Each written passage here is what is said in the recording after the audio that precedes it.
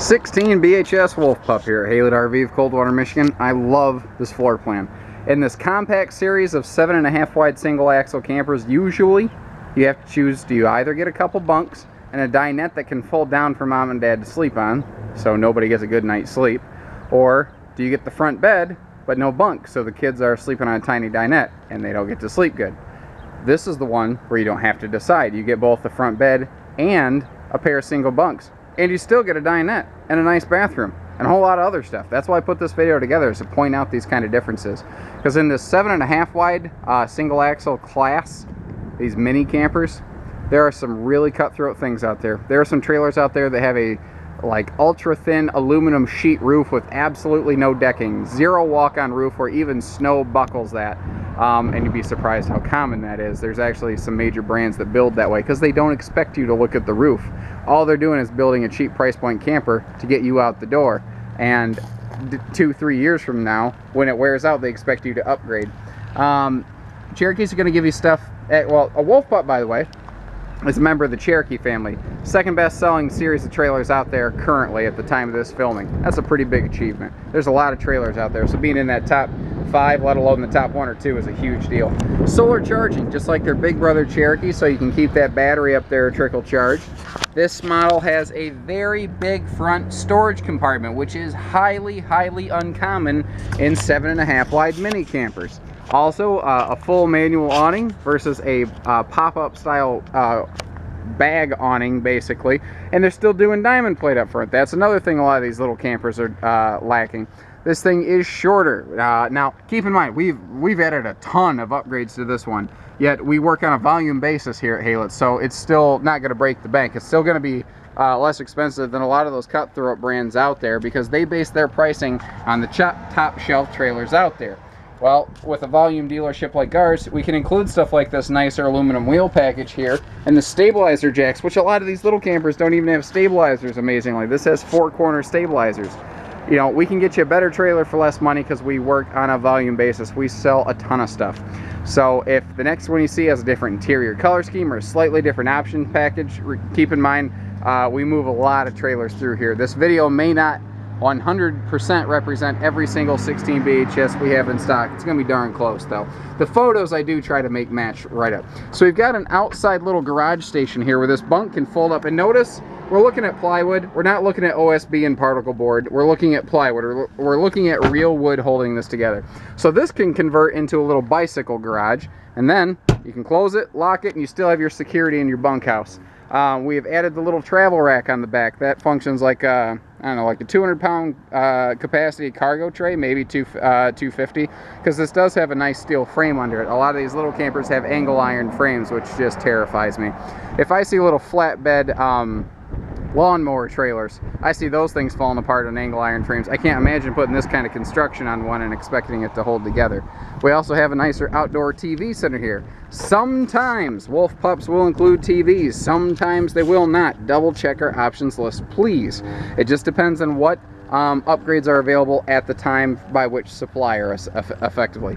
Little campers, well, even some big campers, the stovetop hood won't always exhaust heat and vent outside. Even on a Wolf Pup, you get that. This is built exactly like its big brother Cherokee. It's just smaller. This is 10 pounds of sugar in a 5-pound sack. There's a lot of dynamite going on.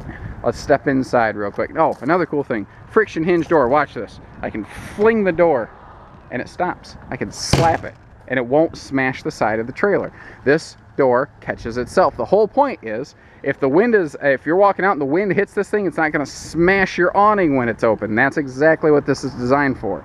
So you can fling this thing and you can barely get it shut. You have to heave it like crazy. Your interior decors on all of your Wolf Pups are virtually identical. I say virtually because they have slightly different. Basically, do you like brown or browner? Those are your choices. So let's start from the front and work back. Where does this differ from other mini campers? That's what I want to point out. First of all, we have added the big AC to the roof. That is an option. You don't have to do that. We have found our customers like the bigger air on the smaller camper. You can do a wall mount AC. You can do no AC. You could do any setup that you prefer. This is typically how we're going to stock this RV. Now, the overhead space right here, this is an area a lot of manufacturers will not include shelving. They give you every ounce of space they can in here without being obtrusive. They didn't upgrade to like crazy hardwood doors because this little panel door does just fine. And part of this camper is designed for weight reasons. This is still in that like minivan and small SUV towable range. Obviously, it depends on the specifications of your vehicle, but this can get you there. Now, this has a normal queen bed up front.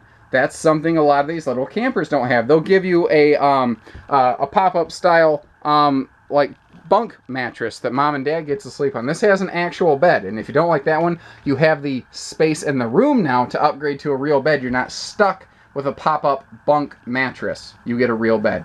Not to mention the fact that this has a massive underbed storage compartment here, and you see that it does have the struts to open that up. Now you have the easiest access in the world to your water heater and your water pump over here for winterizations. That is very nice, but they do sectionalize it with the little boards right here so that you can't accidentally screw your own trailer up. You're also looking at nicer pleated shades here, not the cheap metal blinds that tend to get twisted up and bent up pretty badly. Power outlets next to the headboard here, and the fact that I love that they just gave you a nice little headboard shelf. You don't need much, you just need enough, and that's exactly what they gave you here. Overhead storage is very good in this camper. I mean, every ounce of storage counts, and they gave you as much as they can in here. Focus on the camera went a little wacky. It'll come back just a moment here. So looking at the rear corner here, looking at these bunks, there it goes. Windows in the upper bunk that does open for ventilation. Even the upper bunk has nicer cloth shades.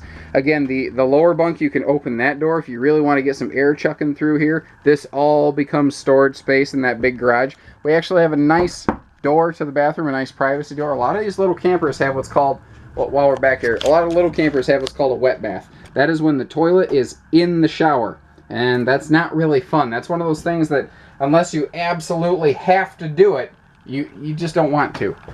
Next to the bathroom, we have a nice big closet or pantry. Whatever you need it to be, it can be. And that's kind of what I like about this one. It converts to whatever you need to. We have added a furnace to this one. That is another one of those optional things you don't necessarily have to have. But we have tried to, figure somebody might be using this for hunting camp. Some families for camping. This is a good all-purpose camper.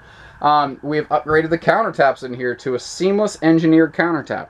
Instead of pressboard countertops, which can be kind of, they can get spongy if water seeps in a seam, this is 100% seamless. You can hear the wedding ring test on that.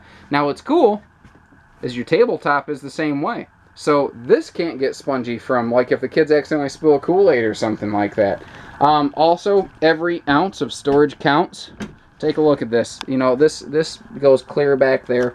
You've got good storage space all over the place. They gave you every inch of space they could. They made functional, usable.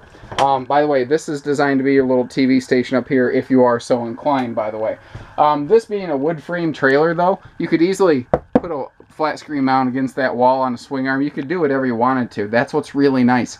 That's one of the things I actually like about a constructed trailer like this versus a laminated trailer. You can't tap into the walls of a laminated trailer, but this one, all day long. It gives you the most flexibility, the best value, and some awesome features in a little 7.5 wide lightweight trailer that just about, the family vehicle can tow this. You don't have to go get a 3/4 ton truck to go camping now.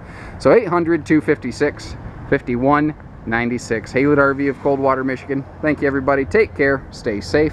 Happy camping. Have fun.